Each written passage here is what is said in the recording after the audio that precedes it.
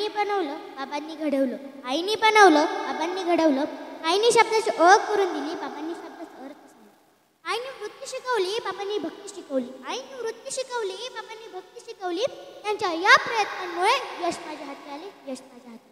करणार कशी कविता कोण त्यात मावत नाही, करणार कशी कविता कोण त्यात मावत नाही.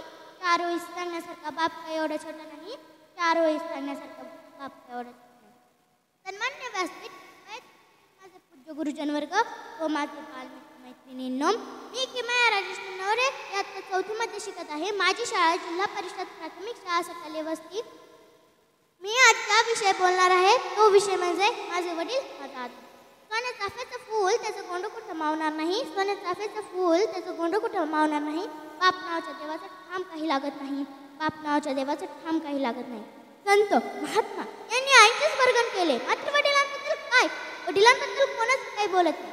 आपल्या प्रत्येक जीवनात त्यांनी आपलं स्वप्न पाहिलेलं असतं. आपल्या जन्मापासून तर त्यांच्या मृत्यूपर्यंत त्यांनी आपल्यासाठी आपलं आयुष्य खर्च केलेलं असतं. तर आई तुमच्या आयुष्यातील गाडीची योग्य दिशा देणार टिअरिंग असताना, तर आई तुमच्या गाडीची योग्य दिशा देणार टिअरिंग असताना, तर अचानक असलेल्या संकटांना सावरायला वडिलाचा हात गणराईक असतो.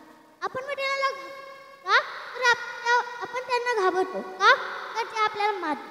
पण त्यांच्या मारण्याच्या मागे हाच असतो की आपला मुलगा मुलगी हा नेहमी सत्याच्याच मार्गाने जायला हवा.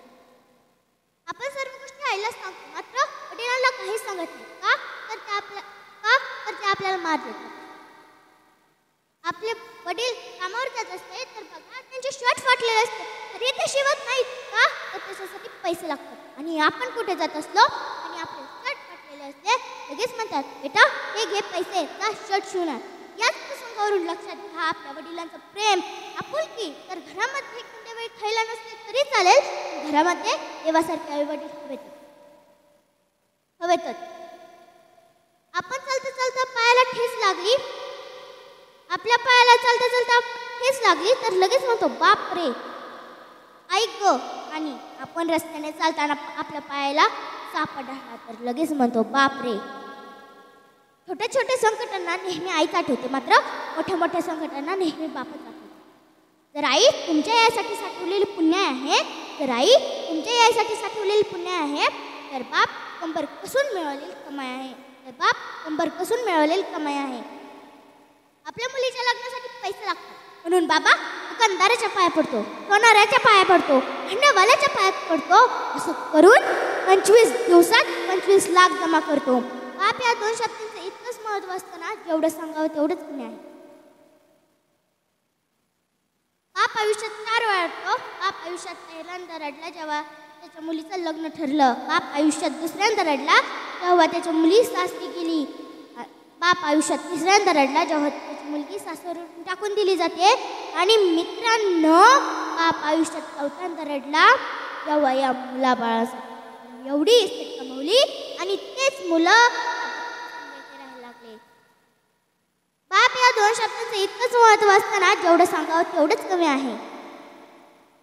कुणी म्हणे माझा बाप आमदार आहे, कुणी म्हणे माझा बाप खासदार आहे, कुणी म्हणे माझा बाप आमदार आहे, कुणी म्हणे माझा बाप खासदार आहे. पण ही मुलगी शेवटपर्यंत सांगते की माझा बाप इमानदार आहे. मी शेवटी एवढंच सांगते, अगर दोस्तों बाप है तो किसी का डर नहीं, अगर बाप नहीं दुश्मनों का सबर नहीं, अगर बाप है हर तमन्ना पूरी है, अगर बाप नहीं हर ख्वाहिश अधूरी है दोस्तों, हर ख्वाहिश अधूरी है.